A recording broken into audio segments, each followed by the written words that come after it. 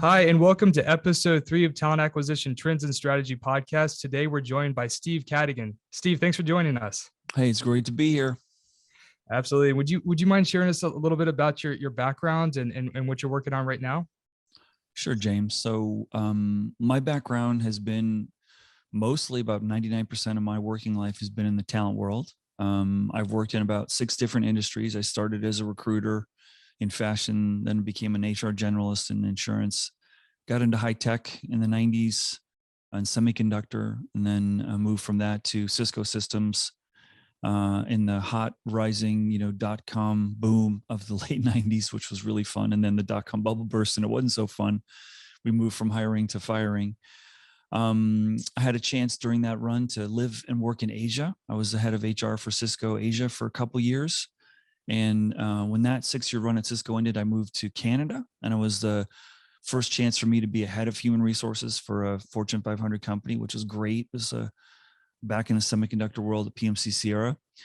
Had 3 kids during that run in Singapore and Canada. So one a Singaporean and 2 Canadians, made in America, but born in those countries. And moved back to California in, 2008, I think it was, and took a role with Electronic Arts.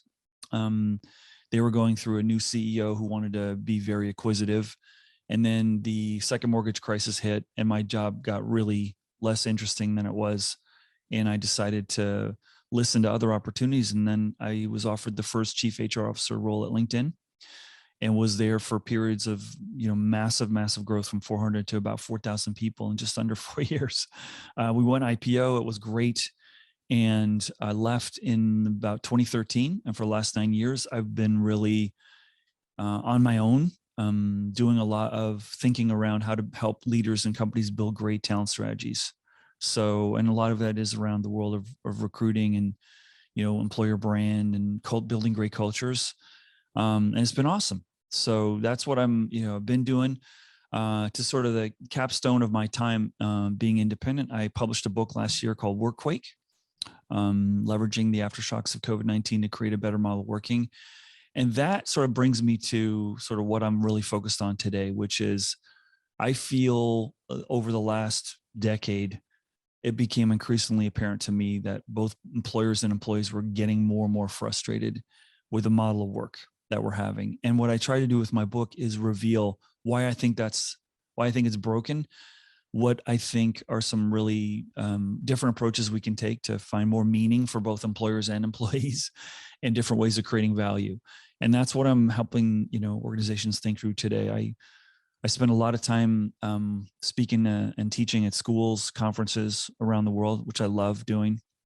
And like you, I ventured into the podcast universe when COVID hit.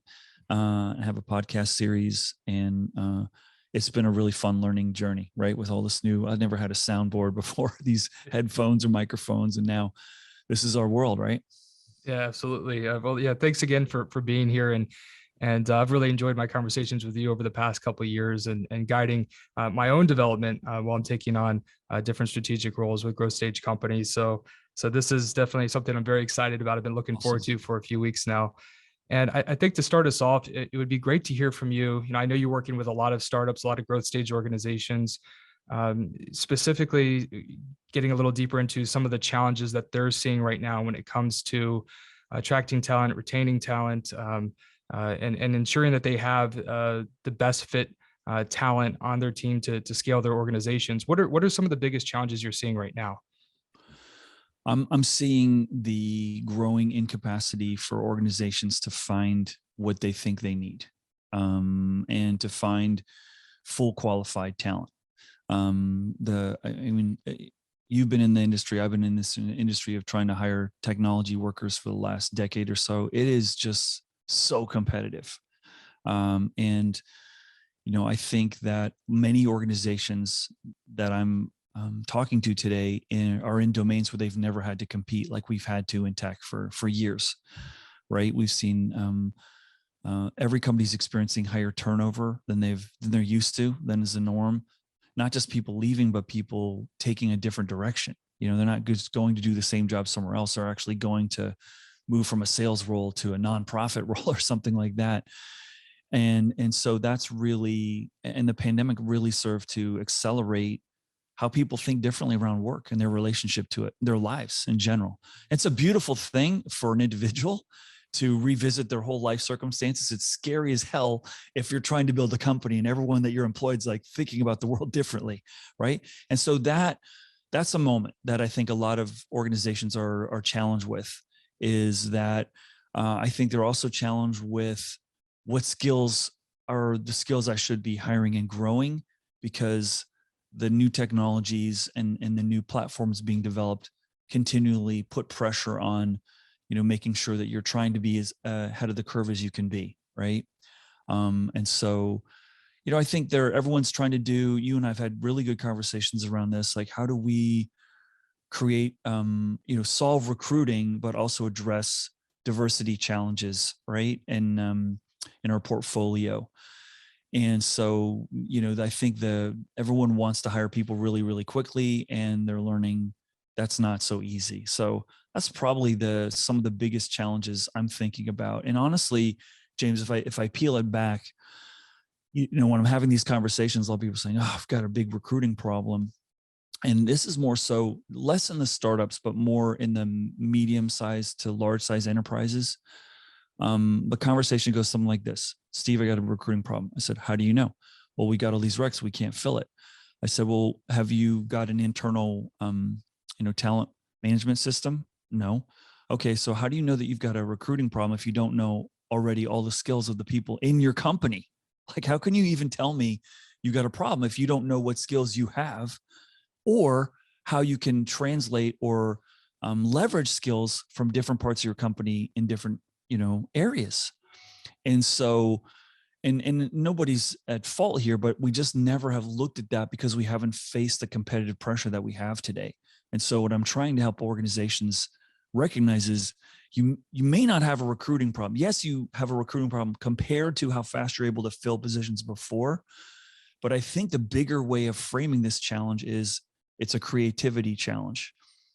So for example, I was talking to one client the other day, and they say, "Hey, we've got all these open recs, and this is really a problem." I said, "Well, why don't you hire contractors to do some of that job while you're looking for full-time?" And by the way, a contractor is the greatest interview process you could possibly have to see if they're good and if they like working there or not.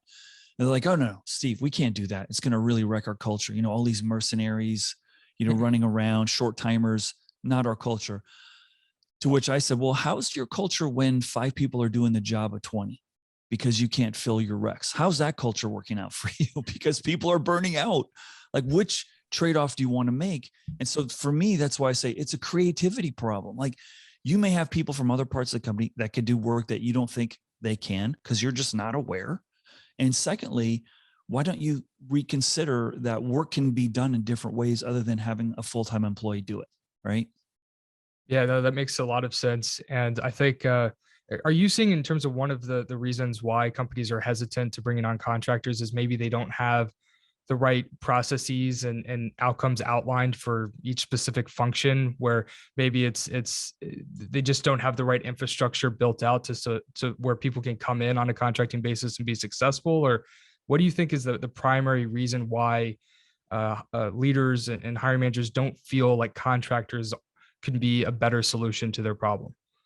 Yeah, there's probably a few things. I think you highlight a really interesting one, which I think is a muscle that most organizations will really benefit from in bringing in contractors, which is, if you're bringing in a contractor, you need to be able to explain what the work that needs to be done quickly to somebody, right? Like, you don't want to hire a contractor that's going to take 6 months to teach how to do the job, right? So what that's doing is it's putting pressure on organizations to maybe revisit jobs and maybe re-engineer how jobs are structured. And in a more fluid world of work where people are leaving organizations faster than ever, we're seeing this all over. Every geography and every industry is experiencing higher turnover. You need to be able to onboard people faster. So contractors are a great place to try that, because it's a really good, a safe environment where someone from the outside comes in and say, how fast can we get this person making an impact? And so that's, probably the one of the most interesting and opportunistic areas of, leveraging the contractors. But to answer your question more specifically, so why aren't more people doing this? It's just a mental model that we have where I feel as an organization, I'm just speaking as if I'm just a, corporate America. I only feel that I can create value if I own an employee and they work for me dedicated full time. That I'm uncomfortable. Someone may have other clients, someone may have other priorities, and I won't be number one to them. And I think if we've learned anything in the pandemic, the workforce has spoken and said, my freedom, autonomy, and independence is more important than anything.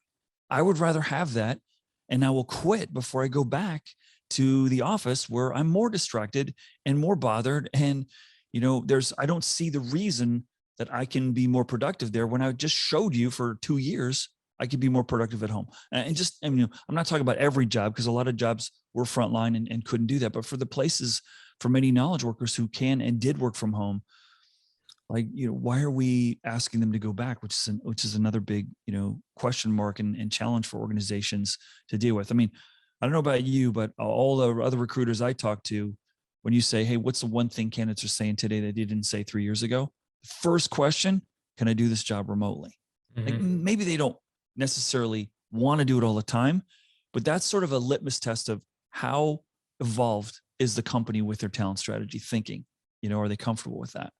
And I think a lot of companies are making the mistake of thinking, well, this is a candidate market. It's going to shift back. It always does. And so we don't actually really need to commit to these changes, or even if we do, it's just going to be on a temporary basis. And next year we're going to go back in office. But I think they're missing the point. The point is, you want the best fit individuals to be on your team, and you have to create compelling employment opportunities for them, whether it be contract or full time. Because at the end of the day, your team is going to thrive and succeed when you have the best fit people engaged and that want to work with you. So I think that businesses are, to an extent, almost over optimized toward revenue functions and investing in customer journeys, but they're not necessarily slowing down and investing on employee journey or contractor journey, and thinking about what types of experiences and outcomes are we investing and optimizing in to create for employees that are working with our team. So it's well said, James. Yeah. Well said. Absolutely. And I think that's I like to highlight and underline what you just said. I mean, I think this is the biggest question I ask when I get an audience of non-HR people and CXOs is, okay, how do you guys create value? And they say, well, with our people. I said, okay, that's the most important dimension and element in your organization to create value. Yep, people. Okay. So did you spend more money on your people systems than you did on your accounting or your CRM? Nope. Okay. Is it the first thing you talk about in every business meeting? Is a people related to how can we build a great team? How can we thrive? How can we unlock magic in our employees? Nope. It's the last thing on the agenda. Most companies I work for. So why is that? Why is that? This is the most important lever for you to be successful. It's the least invested system. It's the lowest priority on your business, operating tasks. Why is that? And so, when I go in and they say we have a recruiting problem, I go, okay, well, where is that on your list of priorities, right? Like, or if I'm negotiating with somebody, I was negotiating the other day, say, hey, can you come and talk to us about the future work? It's the number one concern of all our leaders and our board of directors. And I said, yeah, I'm happy to. Like, what's your budget? And like, no, can you just come in and talk about it? I'm like, for free? The most important thing in your company? What? So I think we've always had the ability to talk about people are number one, but we have, unfortunately, most of us have worked in few companies where we really saw what that looks like when people are really operationally number one. And I had one company, my last one that I worked for, LinkedIn, that really broke the mold on that. It was the first thing we talked about in every meeting, every company all hands meeting. Build a world-class team. It wasn't the sales revenue. It wasn't the new products that we're introducing. It wasn't our acquisition strategy. It was build a world-class team first. And if we had a problem that wasn't tracking well, we never got to the other stuff, because the other stuff didn't matter if we didn't have good leaders, good development strategies in place, right? And unfortunately, most of us don't get to see what that can look like. And as you say, we talk about the targets, we talk about the quarterly numbers and so forth, and we just ride the bike. Yeah, yeah, it's we're seeing a lot for growth stage organizations. We're seeing a lot more benefits and perks that are catering toward employers really starting to own, at least the ones that are winning right now, are owning the fact that employees and contractors are going to hold them accountable to helping them get the most out of life, not just professionally but personally. And we're seeing more emphasis on PTO. We're seeing minimum PTO policies become more common. You know, it's what good is an unlimited policy or a 4-week PTO policy if nobody feels empowered to take it. So Mhm. we're starting to see more minimum PTO policies. We're starting to see companies understand that part of the content that they need to produce on social as well as on careers pages needs to be centered around capacity planning for certain functions. I mean, you know, even if you have a minimum policy but you don't have the right capacity planning on a function level to ensure that people can actually take time off, it can be difficult too. So we're starting to see a bigger emphasis there. We're starting to see more companies, some of the top companies offer more holidays off, recharge days, mental health days. We're starting to see these types of benefits come in as well. Because again, the expectation from employees is no longer, hey, you know, it's not just how much money am I going to make? What's my title? Where am I going to be in 3 years? It's also what's this experience going to be like, and how does it interact, and how can it integrate with my personal life and my personal goals. And again, we're seeing more of this, but it's still not a lot. I mean, we're seeing, I would say, the top 90th percentile companies doing it, but a lot of companies are still missing the mark here, and they're Mhm. stuck in that old way of thinking of like, oh, this is a candidate market. It's going to come back around. We're not going to need this, but they just don't understand that it doesn't matter. Even if you're in an employer-driven market, A players, the best fit individuals are always going to have the most options. Right. Yeah. Let me Right. rephrase what you just said, James, and I hope our audience really listens. So you captured that really, really well. We're seeing the personalization of work. We've always, we'd seen before the pandemic, cafeteria benefit plans. No one's ever rarely has someone raise their hand and say, wait a second, my colleague has 5 kids and you're going to cover all their kids for free on their medical plan. I have no kids and I'm not getting an offset there. Like, it doesn't feel equitable. I'm happy for my colleague in their medical care, but my circumstances are different. And I would appreciate maybe a little more contribution to my 401k, so that when and if I do have children, I can have the ability to, pay for their college or whatever it is, And so that personalization now it has moved from benefits. And now it's so interesting to me because the benefit, what's in that package now has moved to, I want more freedom and more time, to discretionary time to do what I want, when and where I want. I want you to trust me more. Like that. I agree with you on the unlimited PTO. Like that's as unlimited as the trust you have with your boss, right? Like, Right. why do we do that? And a lot of people are really uncomfortable asking for it, right? And so you look around and say, how much do you think I could get away with? Or, what's really the okay number, right? And that's hard. I've broken more policies as an HR person than I've made. I feel very, very proud. And I think that's a signature of my career path. If you look behind me, because I feel like we've over tried to prescribe every circumstance to avoid some outcome, rather than just say, let's just address the issues when they come and try to be as fair and transparent as we can. It doesn't mean making the employees happy all the time. It just means trying to have some sort of fair, transparent decision-making practice here. But that's not going to stop. We're going to continue to see, I think, the personalization of people's what days you work, when you work, where you work from, what your hybrid schedule is. Maybe we're seeing some companies now, oh gosh, who is it? I forget who it is, says we can have your base be X and your bonus be a target of this, or we can take the bonus and put it right into your base. What do you want? You're going to have more potential upside if you have the bonus separate, but you also have the potential for downside, right? It's like companies say, do you want options or RSUs? If you get options, you get more, but there's no downside risk. You get RSUs, you get less, but there is zero downside risk, And so, that I think we're going to see a continuation of that. Now it's a benefits manager's nightmare come true. Like, whoa, Sure.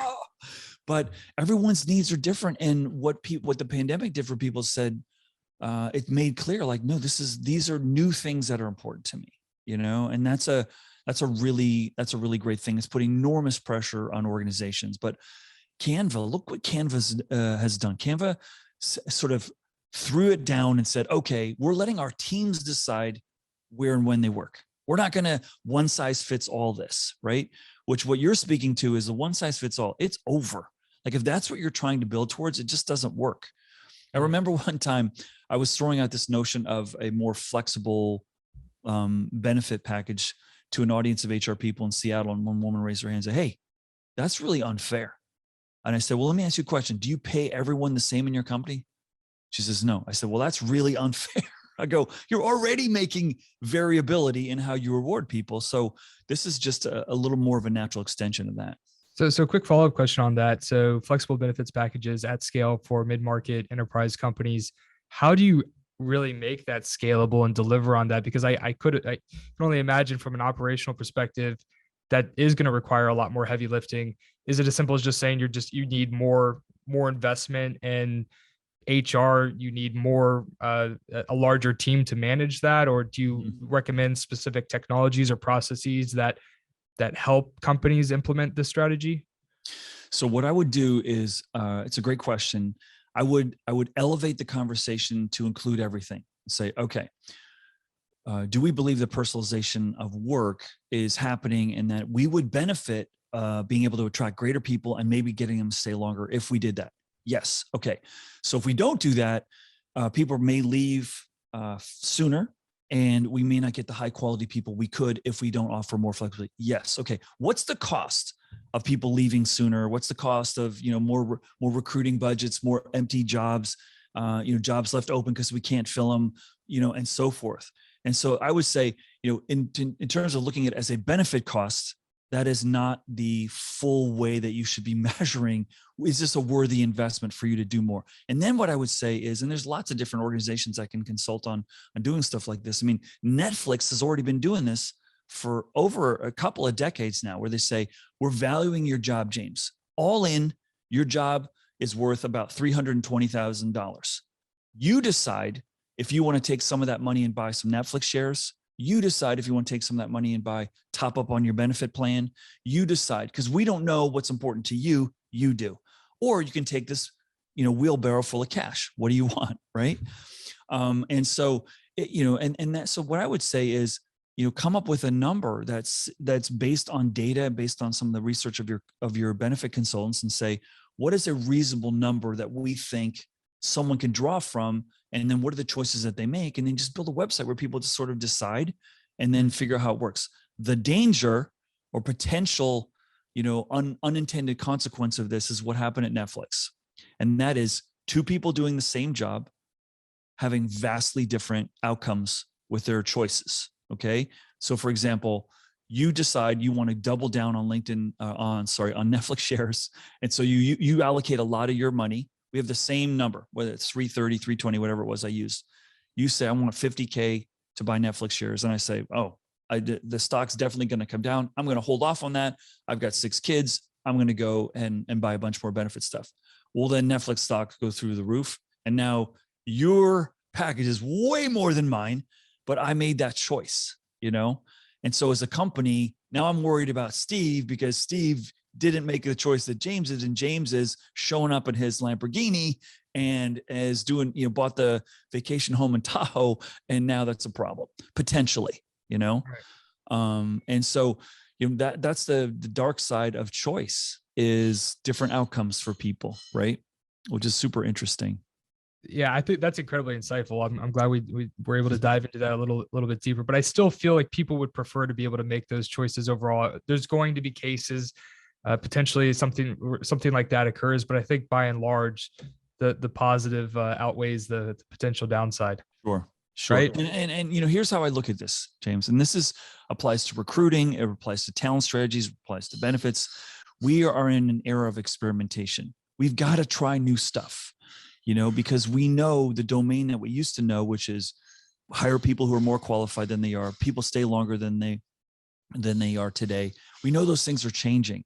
So we're going to have to revisit. And I find the fear and the resistance to that is higher than I think it should be right now, where we should, just try to do it. And here's the thing.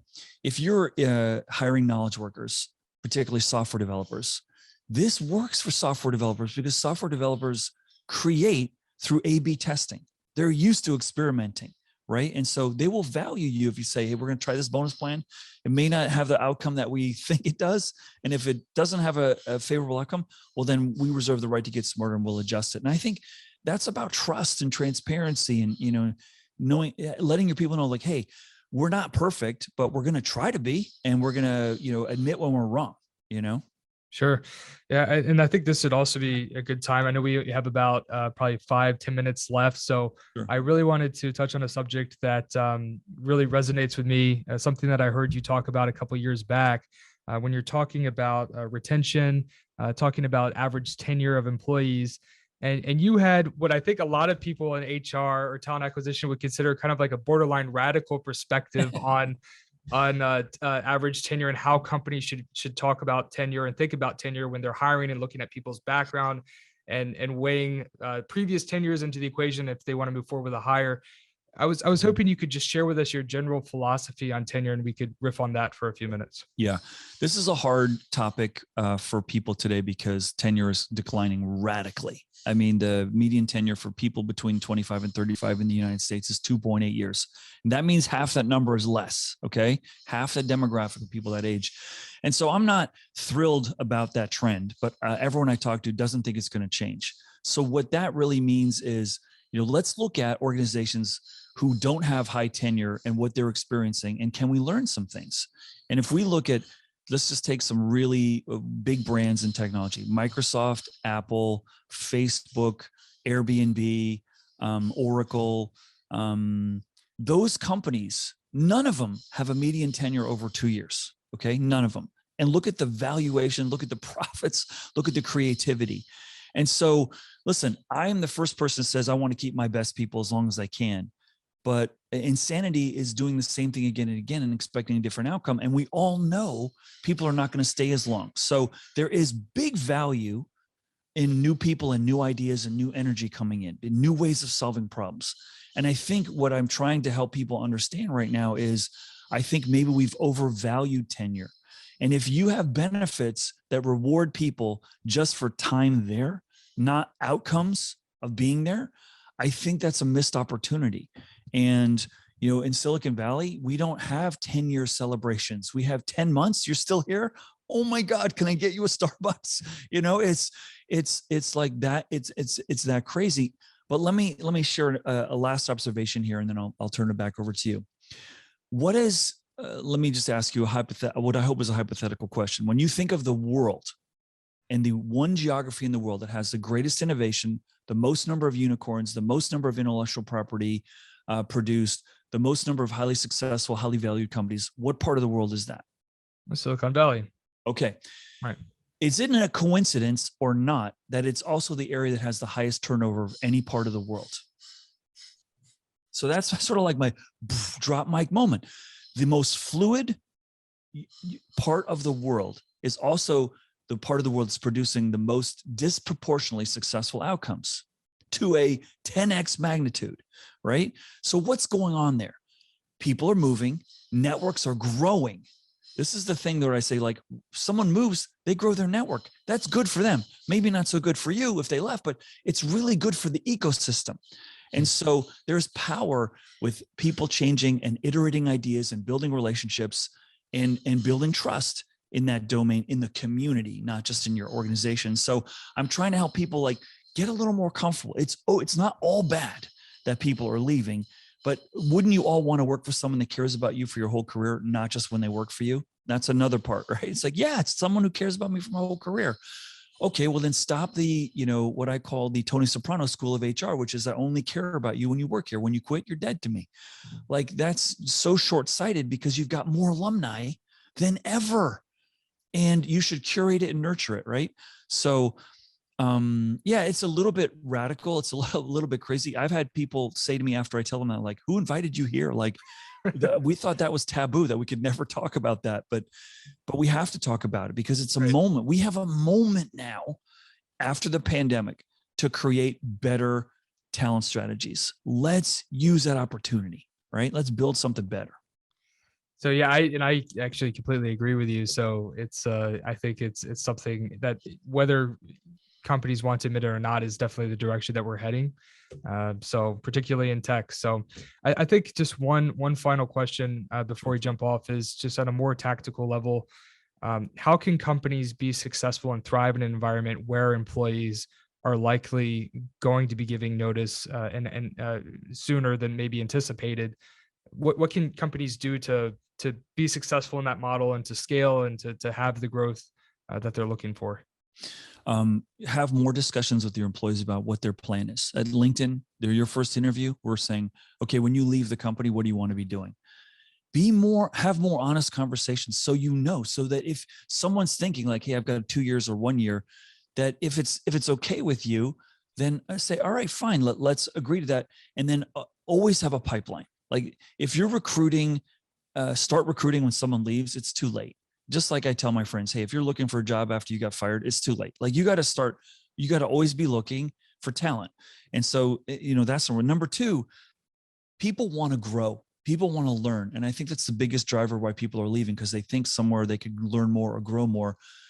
Make sure you're filling that hunger and that thirst through rotations, new opportunities, and assignments, because that's what people really want. And if you've got a medium to large size enterprise, you've got different offices, locations, countries, departments to feed that. So build your own and expect people are going to go. Build a talent strategy that expects it. And so then keep in touch with your alumni too. Like they may come back to you, right? Or they may be sources of goodwill referring candidates to you, right? So that's why I said, like, we've got to think about creating value beyond just when someone's working for me, beyond just an employee. Look at it more broadly, because that whole ecosystem is going to benefit you and be wind at your back if you do it right. I couldn't agree more.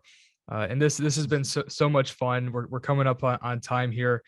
Just for our listeners, how can they find you? Where should they follow you online? Great. So I've got a website, stevecadigan.com. Please go there if you're interested in signing up for, me to push to you more information or what's on my mind. Go there, connect with me on LinkedIn, or follow me on LinkedIn if you want to. I also have a TikTok channel, which is filled with a series I call True Stories from Corporate America. We're starting a new program where we're going to be asking people to share their stories, which I can share on their behalf on TikTok. So super fun. And also I just, let me show you my book here. It's Workquake. You can buy the book anywhere books are sold. And we've sold a ton on Audible.